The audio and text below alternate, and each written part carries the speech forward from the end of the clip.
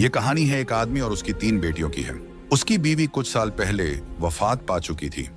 उसकी तीनों बेटियां बहुत खूबसूरत थीं, मगर सबसे छोटी बेटी अपनी बहनों में सबसे ज्यादा समझदार थी। उसका नाम ज़ैनब था। करमदीन अपनी तीनों बेटियों से बहुत प्यार करता था। उसने कभी अपनी बेटियों को मां की कमी महसूस नहीं होने दी। वह अपनी बेटियों की हर ख्वाहिश पूरी करता था। अब करमदीन की बेटियां बड़ी हो चुकी थीं और अपने पिता के लिए खुद से खाना बनाने लगी थीं। जब करमदीन काम के सिलसिले में बाहर जाता तो उसकी बेटियां उसके लिए खाना तैयार करके साथ दे देती। उसी गांव में एक बेवा औरत भी रहती थी जिसकी एक बेटी थी। उस बेवा की आदत थी कि वह हर घर में कुछ ना कुछ मांगने के लिए चली जाती थी। जब करमदीन की बेटियां अपने पिता के लिए खाना बनाती तो वह औरत अक्सर उसी समय उनके घर आग मांगने के लिए आ जाती। लेकिन करमदीन की सबसे छोटी बेटी ज़ैनब को वह बेवा औरत बिल्कुल भी अच्छी नहीं लगती थी। जब भी वह औरत उनके घर आती, ज़ैनब अपनी बहनों से कहती, यह औरत हमारे घर क्यों आती है? यह औरत बिल्कुल भी अच्छी नहीं है। बड़ी दोनों बहनें ज़ैनब को समझाती, देखो, यह बेवा औरत है और गरीब है। अगर हमारे घर से आग ले जाती है तो इसमें तुम्हारा क्या नुकसान है? ज़ैनब अपनी बहनों की बातें सुनकर चुप हो जाती, लेकिन वह कहती, देख लेना, यह औरत एक ना एक दिन हम सबके लिए मुसीबत खड़ी करेगी। यह सिलसिला यूं ही चलता रहा। वह औरत रोज उनके घर से आग लेने आती और मौका पाकर करमदीन के खाने में राख मिला देती। करमदीन ने जब अपने खाने में खराबी महसूस की तो उसने सोचा कि उसकी छोटी छोटी बेटियां खाना बनाती हैं, इसलिए उनसे कोई गलती हो जाती होगी। वह अपनी बेटियों से बहुत प्यार करता था और यह बात समझ नहीं पा रहा था कि उसकी बेटियां उसका खाना क्यों खराब कर रही हैं। फिर एक दिन करमदीन ने सोचा, आज मैं अपनी बेटियों पर नजर रखूंगा। आखिर मेरी बेटियां अचानक से मेरे खाने में क्या मिलाने लगी हैं? जब करमदीन की बेटियां खाना बनाने लगीं तो वह छुपकर उन्हें देखने लगा। उसकी बड़ी बेटी साफ पानी से चावल धो रही थी, छोटी बेटी सालन बना रही थी और सबसे छोटी बेटी ज़ैनब बर्तन साफ कर रही थी, जिन बर्तनों में खाना डाला जाना था। कुछ ही देर में खाना पककर तैयार हो गया। खाने में कोई खराबी नहीं थी। करमदीन परेशान था, लेकिन फिर अचानक उसने जो देखा उससे उसके पैरों तले जमीन खिसक गई। उसने देखा कि वही बेवा औरत उनके घर आग लेने आई है और उसकी छोटी बेटी ज़ैनब उससे बहस कर रही है। वहीं उसकी दूसरी बहनें ज़ैनब को समझा रही थीं, कोई बात नहीं ज़ैनब, ये बेवा औरत है, इसे आग लेने दो, बड़ी बहन ने कहा। लेकिन उस बेवा औरत ने आग लेने के बहाने नजरें बचाकर करमदीन के खाने में राख मिला दी और सारा खाना खराब कर दिया। यह देखकर करमदीन को बहुत गुस्सा आया। दूसरे दिन करमदीन ने उस बेवा औरत को अपने घर बुलाया और गुस्से में पूछा, तुम्हारी हिम्मत कैसे हुई मेरा खाना खराब करने की? वह औरत बड़ी नाटकीय अंदाज में करमदीन के पास आई और उसके सीने पर हाथ फेरते हुए कहने लगी, अरे, मैं तो यह देख रही थी कि तुम सच में अपनी बेटियों से प्यार करते हो या नहीं। खाना खराब होने पर तुम उन्हें डांटते हो या नहीं। लेकिन तुम तो बड़े अच्छे इंसान निकले, अपनी बेटियों से बहुत प्यार करने वाले। तुमने तो मेरी चोरी फौरन पकड़ ली। अब मुझे यकीन हो गया है कि तुम अपनी बेटियों से बहुत प्यार करते हो। आइंदा ऐसा कुछ नहीं होगा। करमदीन उसकी बातों और उसके नाटक पर यकीन करने लगा, क्योंकि वह बेवा औरत खूबसूरत थी। करमदीन उसके व्यवहार से प्रभावित होकर कुछ भी कहने की बजाय उसे अपनी पत्नी बनाने का फैसला कर बैठा। कुछ ही दिनों में उसने अपनी बेटियों की इजाजत के बिना उस बेवा औरत से शादी कर ली और उसे अपने घर ले आया। शादी के कुछ ही दिनों बाद वह बेवा औरत करमदीन की तीनों बेटियों से सख्त नफरत करने लगी। वह चाहती थी कि किसी भी तरह करमदीन की बेटियां इस घर से निकल जाएं। उसने उन्हें घर से निकालने के लिए तरह तरह के मंसूबे बनाने शुरू कर दिए।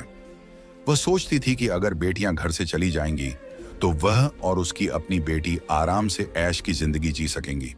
साथ ही करमदीन का पूरा ध्यान सिर्फ उसी और उसकी बेटी पर रहेगा। वह जानती थी कि करमदीन अपनी बेटियों से बहुत मोहब्बत करता है और उन्हें जरा भी दुखी नहीं देख सकता। उसकी अपनी बेटी हमेशा कीमती कपड़े पहनकर घूमती रहती थी, जिससे वह मॉडर्न लगती थी। लेकिन सौतेली मां ने करमदीन की तीनों बेटियों को घर का सारा काम करने पर मजबूर कर दिया। वह उन्हें ठीक से पेट भर खाना भी नहीं देती थी और धीरे धीरे उनकी दूसरी जरूरतें भी कम कर दी। तीनों बहनें हर समय दुखी रहने लगी। एक दिन 2 बड़ी बहनें रो रही थीं, तो ज़ैनब अपनी बड़ी बहनों के पास आई और कहने लगी, प्यारी बहनों, आओ हम तीनों कहीं बाहर चलें ताकि हमारा दिमाग फ्रेश हो जाए। फिर वह तीनों बहनें घर से निकल गईं और चलते चलते एक जंगल में जा पहुंची। वहां एक घने दरख्त के नीचे बैठकर वे रो रो कर अपनी मां को याद करने लगीं। इतने में उनके पास से एक अल्लाह वाले बुजुर्ग का गुजर हुआ। जैनब जमीन पर बैठी रो रही थी और कह रही थी, ऐ मेरे अल्लाह, हम मजलूम लड़कियां हैं और बहुत दुखी हैं। आप देख रहे हैं ना कि हमारी सौतेली माँ हम पर कितना जुल्म करती है। हम कितने दिनों से भूखे हैं। अल्लाह वाले बुजुर्ग पास ही खड़े होकर उनकी बातें सुन रहे थे। फिर वे जैनब से मुखातिब होकर बोले, बेटियों, तुम तीनों यहां इस दरख्त के नीचे रोज आती हो, तुम्हें क्या दुख है? तुम मुझे बता सकती हो? जैनब ने रोते हुए अल्लाह वाले बुजुर्ग को सारा वाकया सुना दिया। उनकी बात सुनकर बुजुर्ग को बहुत दुख हुआ। वे बोले, बेटी, यहां से थोड़ी दूरी पर मेरी झोंपड़ी है। मैं वहां रहता हूं और इबादत करता हूं। मेरी झोंपड़ी के बाहर एक अनार का दरख्त लगा है जिस पर पके हुए अनार लगे हुए हैं। तुम जाओ और उस दरख्त से जितने मर्जी अनार तोड़कर खा लो। यह सुनकर तीनों लड़कियां खुशी खुशी उस झोंपड़ी के पास पहुंची। उन्होंने देखा कि दरख्त पर बहुत ही खूबसूरत और रसीले अनार लगे हुए हैं। तीनों ने एक एक अनार तोड़ा और बैठकर मजे से खाने लगी। जब उनका पेट भर गया तो उन्होंने बुजुर्ग का शुक्रिया अदा किया और घर वापस आ गईं। इसके बाद जब उनकी सौतेली माँ उन्हें खाना नहीं देती तो वे रोज जंगल जाती और उन अनारों को खाकर अपना पेट भर लेती। धीरे धीरे उन्होंने अपनी माँ का दिया हुआ खाना बिल्कुल छोड़ दिया। अब उनकी सौतेली माँ सोचने लगी, मैं इन लड़कियों को खाने को कुछ नहीं देती। मैं इनसे इतना काम करवाती हूँ, उन्हें जलील करती हूँ, फिर भी इनके चेहरे पर एक अजीब सी चमक है। इनमें से कोई बीमार भी नहीं पड़ती, बल्कि इनकी खूबसूरती बढ़ती जा रही है। और मेरी बेटी, जिसे मैं इतना अच्छा खाना देती हूँ, वह उनके आगे बदसूरत लगती है। दूसरे दिन जब वह लड़कियां जंगल की तरफ गईं, तो सौतेली माँ ने अपनी बेटी को उनका पीछा करने के लिए भेज दिया। जब तीनों लड़कियां अनार तोड़कर खा रही थीं, तो जैनब ने अपनी सौतेली बहन को देख लिया। उसने बाकी बहनों से कहा, यह लड़की हमारा पीछा कर रही है, मैं इसे यहां से भगा देती हूं।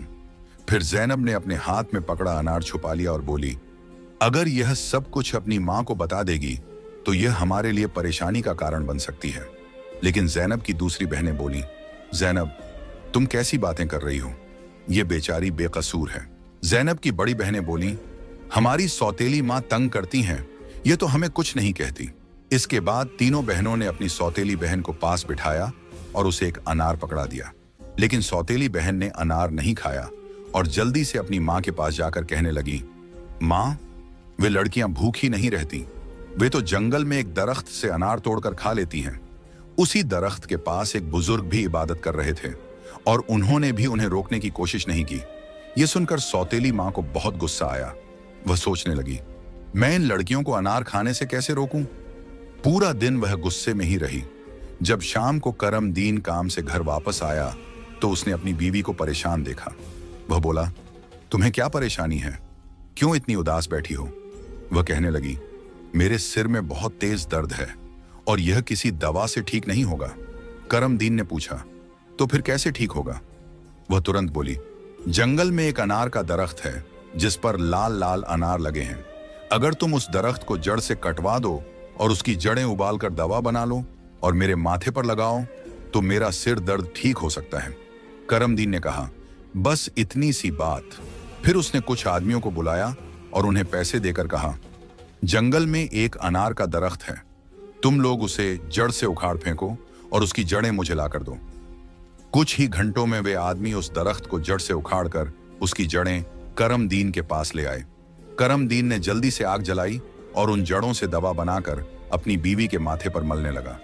थोड़ी ही देर में उसकी बीवी कहने लगी, अब मुझे आराम है।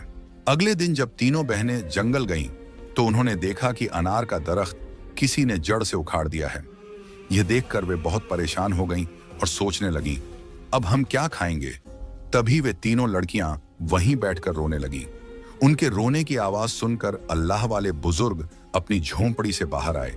वे समझ गए कि लड़कियां क्यों रो रही हैं। वे बोले, इसमें रोने की क्या बात है? अल्लाह तुम्हें इससे भी बेहतर कुछ देगा। फिर अल्लाह वाले बुजुर्ग ने अपनी उंगली से जमीन की तरफ इशारा किया और वहां पर एक छोटी सी नदी बन गई जिसमें पानी की जगह दूध बह रहा था। उन्होंने उन लड़कियों को एक मिट्टी का प्याला दिया और कहा, जहां से जितना मर्जी हो दूध पियो। लड़कियां बहुत खुश हुईं और मिट्टी के प्याले में दूध भरकर पीने लगीं। जब उनका पेट भर गया तो वे बुजुर्ग का शुक्रिया अदा करके घर वापस आ गईं। इसके बाद उनका रोज का यह मामूल हो गया कि वे तालाब के पास जाती और मिट्टी के प्याले में दूध भरकर पी लेती। उनकी सौतेली माँ उनकी सेहत देखकर हैरान थी। उसने अपनी बेटी को बुलाया और कहा, मैंने तो जंगल से अनार के दरख्त का नामो निशान मिटा दिया था, फिर भी इन लड़कियों की सेहत पर कोई असर नहीं पड़ा। मैं तो इन्हें पेट भर खाना भी नहीं देती।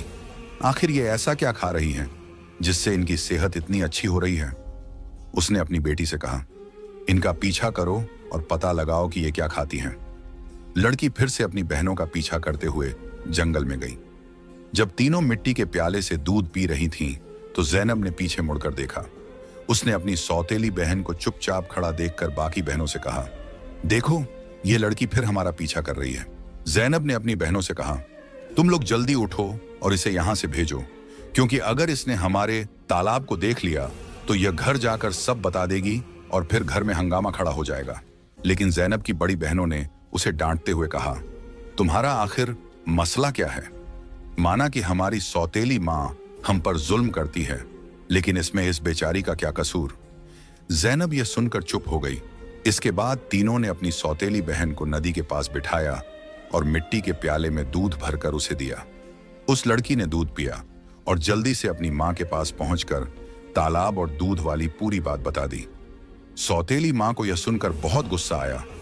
उसने अपने गांव के कुछ आदमियों को बुलाया और कहा, तुम जितने पैसे चाहो मैं तुम्हें दूंगी, लेकिन तुम्हें जंगल में जाना होगा। वहां एक बुजुर्ग की झोंपड़ी और तालाब है। तुमने वो झोंपड़ी खत्म कर देनी है और तालाब में मिट्टी डाल देनी है। बदले में तुम्हें बहुत पैसा मिलेगा। कुछ ही देर में वे आदमी उसकी मर्जी के मुताबिक सब कुछ करके लौट आए। वह औरत अब बहुत खुश थी। अगले दिन जब तीनों बहनें जंगल में गईं, तो उन्होंने देखा कि वहां न तो तालाब है और न ही बुजुर्ग की झोंपड़ी। यह देखकर उन्हें पहाड़ जैसा दुख हुआ। वे वहीं बैठकर रोने लगीं और भूखी प्यासी अपने घर लौट आईं।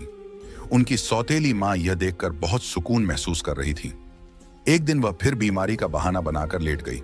शाम को जब करमदीन घर आया तो उसने अपनी बीवी को प्यार से कहा, चाहे मेरा सब कुछ बिक जाए, लेकिन मैं तुम्हें कुछ नहीं होने दूंगा।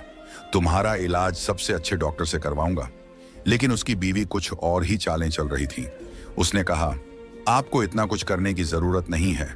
मेरी जिंदगी बचाने के लिए बस एक छोटा सा काम करो। करमदीन बोला, जल्दी बताओ क्या करना है, मैं वही करूंगा। उसकी बीवी बोली, तुम अपनी तीनों बेटियों का खून निकालकर मेरे हाथों और पैरों की हथेलियों पर मल दो, तभी मैं ठीक हो सकती हूं।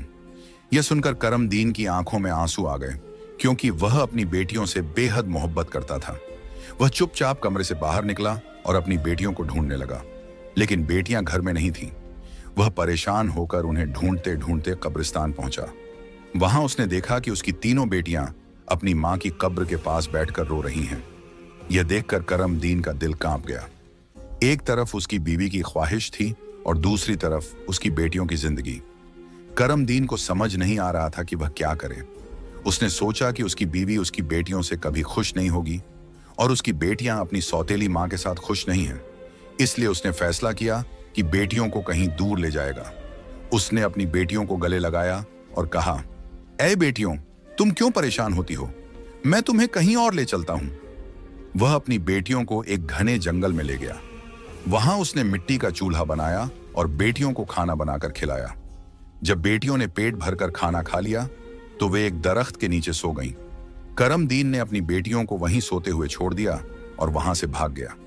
उसके दिल में यही ख्याल था कि कम से कम मेरी बेटियां जिंदा तो रहेंगी और अपनी सौतेली मां के जुल्म से बची रहेंगी। रास्ते में उसने एक हिरण का शिकार किया और उसका खून लेकर अपनी बीवी को दे दिया। उसकी बीवी ने वह खून अपने हाथों और पैरों पर लगाया और खुश होकर कहा, अब मुझे आराम है। उसे यकीन हो गया कि करमदीन ने अपनी बेटियों को मार दिया। दूसरी तरफ जब तीनों बहनें जागीं तो उन्होंने देखा कि उनका बाप उन्हें छोड़कर जा चुका है। वे अपने बाप को पुकारने लगीं। जंगल में जंगली जानवरों की आवाजें सुनकर वे डर गईं और रोने लगीं। इत्तेफाक से उसी जंगल में 3 दोस्त शिकार के लिए आए थे। जब वे शिकार करके लौटने लगे तो उनमें से एक दोस्त, जिसका नाम नासिर था, कहने लगा, मुझे लगता है, नासिर ने कहा, यहाँ कोई मुसीबत में है। क्या तुम लोग किसी के रोने की आवाज नहीं सुन रहे? मुझे तो किसी के रोने की आवाज आ रही है। चलो जल्दी से देखते हैं, शायद किसी को हमारी मदद की जरूरत हो। फिर तीनों दोस्त आवाज की दिशा में चल पड़े। आगे जाकर उन्होंने देखा कि 3 खूबसूरत लड़कियां बैठी हुई रो रही हैं। नासिर आगे बढ़ा और उनसे पूछा, तुम यहां अकेली क्या कर रही हो और इतना क्यों रो रही हो? जैनब ने नासिर को अपनी पूरी कहानी सुना दी। लड़कों को उन पर बड़ा तरस आया। वे आपस में कहने लगे, क्यों ना हम इन लड़कियों से शादी कर लें? इन्हें एक छत मिल जाएगी और हमारी जिंदगी भी सुकून से गुजरने लगेगी। फिर उन तीनों लड़कों ने उन तीनों लड़कियों से शादी कर ली। जैनब की शादी नासिर के साथ हो गई। संयोग से उन तीनों दोस्तों के घर पास पास थे।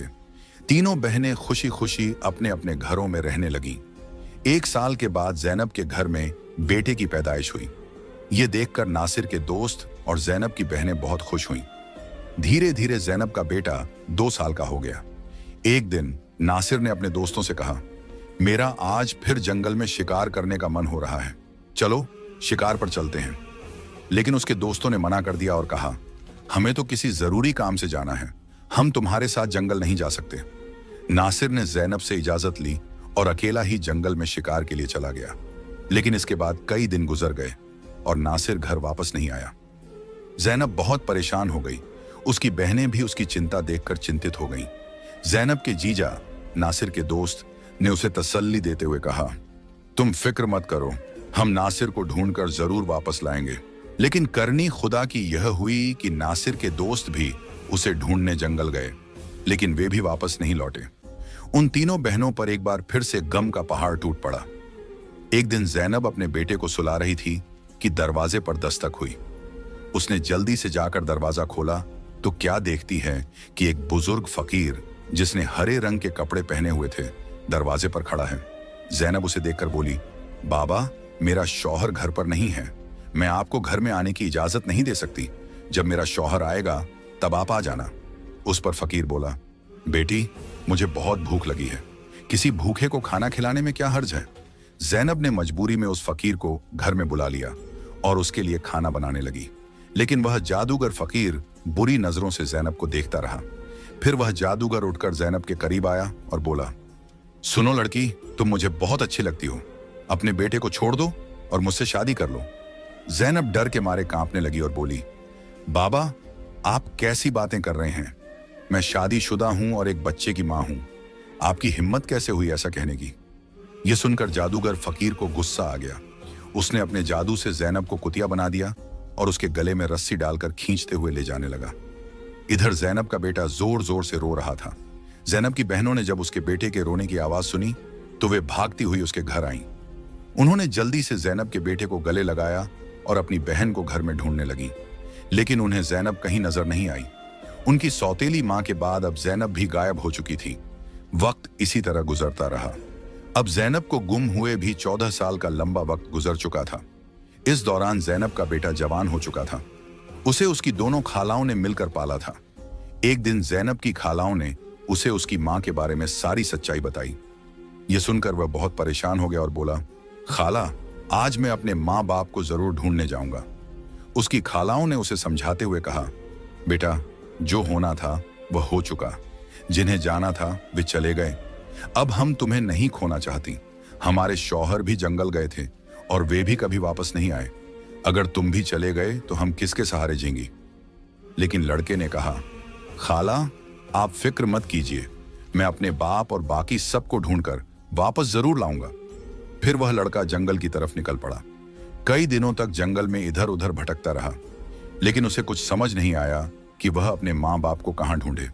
इसी तरह तलाश करते करते वह एक ऐसे इलाके में पहुंचा जो पूरी तरह पत्थरों का इलाका था। वहां उसने पत्थर की इमारतें देखीं और एक खूबसूरत छोटा सा पत्थर का घर देखा। वह गौर से उस घर को देख रहा था कि तभी उस घर से एक बुजुर्ग बाहर आए और बोले, बेटा, तुम यहां नए लगते हो, तुम्हें इस खतरनाक इलाके में आने की क्या जरूरत थी? लड़के ने जवाब दिया, बाबा जी, मैं अपने माँ बाप और ताया जी को ढूंढने के लिए यहां आया हूं। मेरी माँ को एक जादूगर ने कुतिया बनाकर अपने साथ ले गया था। अल्लाह वाले बुजुर्ग बोले, बेटा, यह इलाका एक बहुत बड़े जादूगर का है। वह बहुत ताकतवर है। जो भी उससे पंगा लेता है या उसे बेइज्जत करता है, वह उसे पत्थर का बना देता है। ये जो तुम अपने इर्द गिर्द पत्थर देख रहे हो, ये भी कभी इंसान थे। जादूगर ने इन्हें पत्थर बना दिया। कुछ साल पहले यहाँ एक नौजवान आया था। उसके बाद उसके पीछे 2 और नौजवान आए। जादूगर ने उन्हें पेड़ और पत्थर में बदल दिया और उसने एक नेक पाकीज़ा लड़की को भी 12 साल से कैद करके रखा है। वह जादूगर उस लड़की से शादी करना चाहता है, लेकिन वह लड़की किसी भी तरह मान नहीं रही। बुजुर्ग की बातें सुनकर लड़का सोचने लगा, यकीनन यह लड़की मेरी माँ है और ये लोग मेरे ही परिवार के लोग हैं। आखिरकार मैंने अपनों को ढूंढ ही लिया। इसके बाद लड़के ने बुजुर्ग को अपनी सारी कहानी बताई और कहा, बाबा जी, आप मेरी मदद करें। इन लाचार लोगों को बचाने का कोई तरीका बताएं।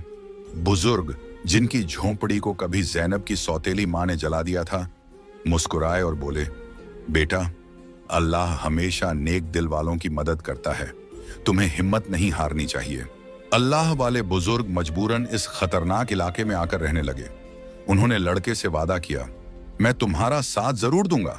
बुजुर्ग सोचने लगे, क्या पता इस लड़के की मां को छुड़वाने से बाकी कैदियों को भी जादूगर की कैद से आजादी मिल जाए।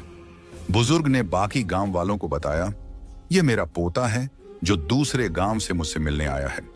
जब जादूगर को शक हुआ कि गांव में कोई नया लड़का आया है, तो वह तुरंत अल्लाह वाले बुजुर्ग के पास पहुंचा और पूछने लगा, यह कौन है? बुजुर्ग ने जवाब दिया, यह मेरा पोता है।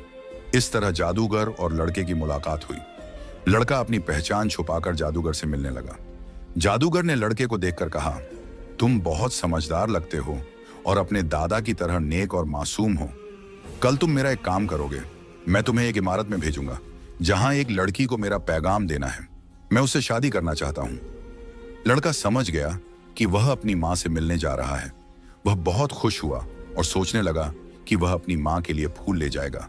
उसने योजना बनाई कि वक्त आने पर वह अपनी मां को पहचानने के लिए अपनी पहचान जाहिर करेगा। ज़ैनब की शादी के वक्त नासिर ने उसे एक अंगूठी दी थी जिस पर उसका नाम लिखा हुआ था। बाद में ज़ैनब ने वह अंगूठी अपने बेटे को पहना दी थी। सालों बाद वह अंगूठी बढ़ाकर दोबारा बनाई गई और लड़के ने अब भी वही अंगूठी पहनी हुई थी। अल्लाह वाले बुजुर्ग ने लड़के से कहा, अपनी अंगूठी को फूलों के गुलदस्ते में छुपा दो।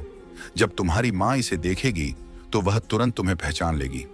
लेकिन यह काम आसान नहीं होगा। जादूगर ने ज़ैनब की निगरानी के लिए एक चौकीदार तैनात कर रखा है जो हर वक्त सख्ती से नजर रखता है। जादूगर अल्लाह वाले बुजुर्ग की बहुत इज्जत करता था और उनके पोते को नेक समझता था। उसने लड़के को गुलदस्ता देकर रोजाना ज़ैनब के पास भेजना शुरू कर दिया। लड़के की कम उम्र महज 14 साल की वजह से जादूगर को उस पर कोई शक नहीं हुआ। ज़ैनब को एक कमरे में कैद करके रखा गया था जहां किसी मर्द को जाने की इजाजत नहीं थी। लड़का रोजाना गुलदस्ता लेकर ज़ैनब के पास जाता और वहां जादूगर की एक दासी हमेशा ज़ैनब के साथ रहती। एक दिन किस्मत ने लड़के का साथ दिया। ऐसा मौका मिला जब कमरे में ज़ैनब के सिवा कोई नहीं था। लड़के ने जल्दी से अपनी उंगली से अंगूठी उतारी और फूलों के गुलदस्ते में छुपाकर ज़ैनब के कदमों में रख दिया। जैसे ही गुलदस्ता जमीन पर रखा, अंगूठी की आवाज हुई। ज़ैनब ने हैरानी से गुलदस्ता उठाया और फूलों में बंधी अंगूठी को पहचान लिया। यह वही अंगूठी थी जो उसने सालों पहले अपने बेटे को पहनाई थी। ज़ैनब की नजरें फौरन गुलदस्ता लाने वाले लड़के की तरफ उठीं। दोनों की नजरें मिलते ही हकीकत साफ हो गई। जादूगर ने ज़ैनब को कैद कर रखा था, लेकिन उसका बेटा अपनी मां को आजाद कराने का मंसूबा बनाने लगा। ज़ैनब ने जादूगर से शादी की रजामंदी जताई और उसकी ताकत का राज मालूम किया। जादूगर ने बताया कि उसकी जान एक तोते में है जो एक पिंजरे में बंद है और एक घने जंगल के दरख्त के नीचे सख्त पहरे में रखा गया है। ज़ैनब ने यह राज अपने बेटे को बताया, लेकिन उसे खतरे से बचाने के लिए जाने से मना किया। फिर भी बेटे ने अपनी मां को यकीन दिलाया कि वह कामयाब होकर लौटेगा। कई दिनों की मशक्कत के बाद वह जंगल में पहुंचा। एक मौका देखकर उसने तोते को पिंजरे से निकाल लिया और जादूगर की इमारत तक वापस ले आया। जादूगर उसे देखकर तोते की वापसी की भीख मांगने लगा। लड़के ने चालाकी से जादूगर से सभी कैदियों को आजाद करवाया। इसके बाद उसने तोते के पंख खींचे, जिससे जादूगर की ताकत खत्म हो गई। अंत में उसने तोते की गर्दन मरोड़ दी, जिससे जादूगर मर गया। लड़के ने अपनी मां ज़ैनब, पिता नासिर और बाकी सभी कैदियों को आजाद कराया। फिर वह सब अल्लाह वाले बुजुर्ग के पास पहुंचे। सबने बुजुर्ग का शुक्रिया अदा किया और अपने घर लौट आए। जैनब की बहनें अपने शौहर से मिलकर बहुत खुश हुईं, जो जादूगर की कैद में सालों तक रहे थे। उनके पिता, जो अपनी बेटियों को खोने के गम में डूबे थे, उन्हें सही सलामत देखकर खुशी से रोने लगे। उन्होंने बेटियों से माफी मांगी और बताया कि उनकी बीवी की साजिशों की वजह से यह सब हुआ। बेटियों ने अपने पिता को तसल्ली दी और कहा, हम अपनी जिंदगियों से खुश हैं। उनके पिता ने बताया कि उनकी सौतेली मां, जो उन पर जुल्म करती थी, एक गंदी बीमारी का शिकार होकर इस दुनिया से चली गई। इसके बाद सब ने खुशी और सुकून के साथ अपनी जिंदगी गुजारनी शुरू की।